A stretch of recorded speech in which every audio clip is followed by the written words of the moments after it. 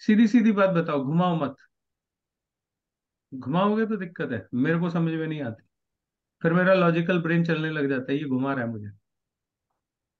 Jupiter mercury के साथ है ना, तो तुम ज्ञान की बात जैसे ही करोगे मेरा लॉजिक खड़ा हो जाएगा आके। टेस्ट करूंगा मैं वही तुम्हारी तो। पूरी।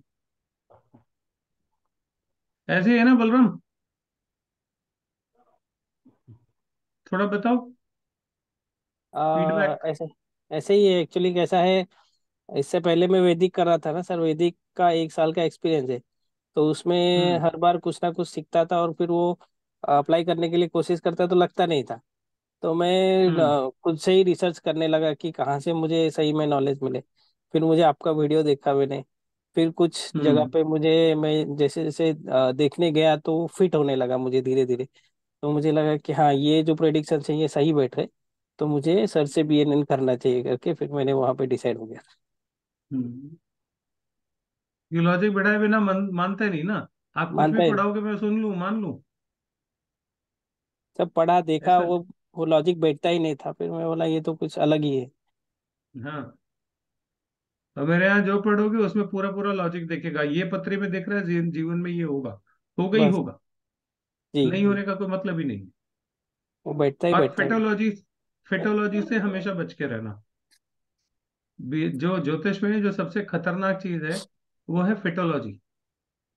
और वो फेटोलॉजी ऐसी ही लगती है कि D1 में नहीं लग रहा तो D9 में लगा लेंगे, D9 में नहीं लगा तो D12 में लगा लेंगे, D12 में नहीं लगा D60 में लगा लेंगे। कहीं ना कुछ करके लगा लेंगे। बस। इसको कहते हैं फेटोलॉजी। आप मुझे एक चीज बताओ, आपकी पत्री में जो भी प्लैनेट कहीं पे भी बैठा है, उसकी पत्री के 12 भावों से कहीं ना कहीं आपकी पत्री में रिश्ता तो होगा। जी होगा ना? जी। तो मैं तो कहीं से भी जोड़ दूंगा, अगर आपको मुझे घुमाना ही है तो मेरे लिए तो बहुत आसान है। हाँ हाँ, वही। मैं कहता हूँ फर्स्ट हाउस में बैठा हुआ प्लैनेट आपके 10th हाउस के प्लैनेट से ऐसे जुड़ रहा है, तो कहीं ना कहीं तो D9 में या कहीं ना कहीं तो वो जुड़ रहा होगा ना। जी तो वहीं से वो अच्छा या खराब डिक्लेयर कर दूंगा मैं।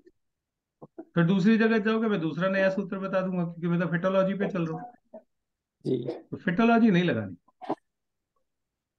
ज्योतिष में सबसे बुरी चीज आ गई है फिटोलॉजी।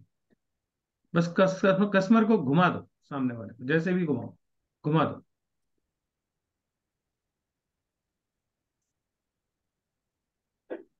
ठीक है जी। ये हो गया जुपिटर प्लस मरकरी का। अब है सन प्लस मरकरी। सन प्लस मरकरी है। अच्छा, आप में से कितने लोग हैं जिनके बच्चों की पत्रियों में सन और मरकरी एक साथ है, एक ही हाउस में? सर अभी बच्चों की तो आपके नहीं, किसी हमारी भी खुद बच्चे की की है। पत्री में, आपके घर में किसी भी बच्चे की पत्री में सन मरकरी एक साथ सर मेरे बेटे की चार्ट में है। मेरे है? इसमें दोनों बोला। बहन भाई के में। मेरे बेटे के अच्छा, चार्ट में तो चलिए मेरे बधाई दो। हो, आप इंटेलिजेंट हो, बधाई हो इस चीज की। सर सन मरकुरी तो बहुत लोग के पत्री में साथ में होता है, मैंने बहुत देखा है। हाँ जी। काफी पत्रियां देखी है सब, बहुत लोगों में होता है ये साथ में। ज्यादातर में होता है। हाँ। हम्म। लेकिन इसमें मेरे कहानी पास है। भी। इसमें हम्म। कहानी है। एक ही हाँ। हाउस में है, अच्छी बात है। लेकिन एक हाउस में होते हुए भी दोनों एक दूसरे से अलग हो सकते वो कैसे? हमारे हाथ में हैं। थोड़ी देखिए, एक हाउस में दो प्लैनेट बैठे हैं, एक ये प्लैनेट है, एक ये प्लैनेट है। ठीक है? या तो ये दोनों एक दूसरे के पास आ रहे होंगे, है ना? या एक दूसरे से ऐसे निकल गए होंगे। हम्म। अप्रोच ऐसी हो सकती है ना। Yes sir. ठीक है? या दोनों एक ही डायरेक्शन में जा रहे होंगे, एक दूसरे को फॉलो कर रहे होंगे, है ना? दो तीन कंडीशन हो सकती है। अगर कोई मान लीजिए रेट्रो है, मरकरी रेट्रो हो गया जैसे, तो क्या होगा, सन और मरकरी दोनों एक दूसरे के पास आ रहे होंगे। ठीक है? ठीक। या फिर वो पास आके निकल गए होंगे, गले हम्म। मिलके चले गए होंगे, या फिर एक दूसरे को ही फॉलो कर रहे होंगे। तीन ही सिचुएशन हो सकती है ना, जी। तीनों में रिजल्ट बदल जाएंगे।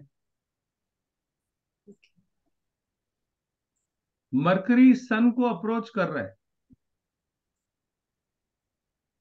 मरकरी सन को अप्रोच कर रहा है, मतलब मरकरी चला सूर्य को मिला। अगर ये योग है तो पापा इंटेलिजेंट है। सन फादर हो गए ना, फादर के पास क्या आ रही है, बुद्धि आ रही है, इंटेलिजेंस। लेकिन दोनों एक दूसरे से मिलकर निकल चुके हैं आगे से रेट्रोगेशन में। भाई रेट्रो है तो ऊपर एक दूसरे कैसे से चढ़ ऑपोजिट सकते चलेंगे ना। तो जी। मिलने वाले थे या मिलके निकल गए। तो इसको हम लोग तीन तरीके से नाम देते हैं। या तो प्लैनेट गले मिलने आ रहा है, या गले मिलके जा चुका है, या पीछे पड़ा हुआ है। ये आप देखोगे कैसे, डिग्री वाइज। अगर एक ही हाउस में है प्लैनेट तो हमने कहीं पे भी डिग्री देखनी है, अदरवाइज पूरे बीएनएन में हमें कहीं पे भी डिग्री नहीं देखनी। अगर एक ही हाउस में दो तीन चार प्लैनेट हैं तो हमें उनको डिग्री वाइज अरेंज करना पड़ेगा, ठीक है। अदरवाइज हम डिग्री का कहीं यूज नहीं करेंगे पूरे बीएनएन में। कैसे देखते हैं, मोटे मोटी चीज समझ लीजिए। अगर आपके बच्चों की पथरी में सन मरकरी, मरकरी और सन साथ साथ है, तो इसके बच्चे के फादर इंटेलिजेंट है, ठीक है। ये मोटे मोटे तौर पे आप पता लगा सकते हो, फिर अभी डिटेल में ज्यादा नहीं जा रहे। अभी बेसिक बेसिक पढ़ लीजिए पहले, नहीं तो फिर टेक्निकलिटी ज्यादा हो जाएंगी, उसमें फिर दिक्कत होती है। धीरे धीरे चलते हैं। सन प्लस केतु, सन प्लस केतु को बोलते हैं पॉलिटिक्स में सबसे अच्छा योग होता है। ध्वज कीर्ति योग इसको बोलते हैं, क्योंकि केतु झंडा है। केतु जो है वो झंडा है, और नेता और झंडे का सीधा सीधा सा वास्ता है। आपने देखा होगा मोहल्ले में कोई छुटभैया नेता भी होता है, तो भी वो अपनी बाइक पे, स्कूटर पे, गाड़ी पे सबसे पहले झंडा लगाता है ना। जितने आईएएस ऑफिसर्स हैं इन सबके टेबल पे झंडा देखोगे, जितने पॉलिटिशियंस हैं इनके आसपास आप हमेशा झंडा देखोगे। अभी G20 हुआ, आप लोगों ने देखा होगा कितने झंडे थे, झंडे ही झंडे भरे हुए थे, क्योंकि पूरी दुनिया वहां पे थी, है ना। तो बहुत सारी चीजें जो है वो सन केतु पॉलिटिशियन, जहां नेता होगा वहां झंडा होगा ही होगा, ठीक है।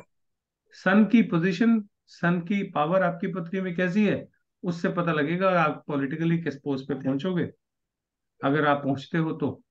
और केतु आपके वहां पे झंडे लगवाएगा। तो इसको हम बोलते हैं ध्वज कीर्ति योग, या इसको मिनिस्टर योगा भी बोलते हैं।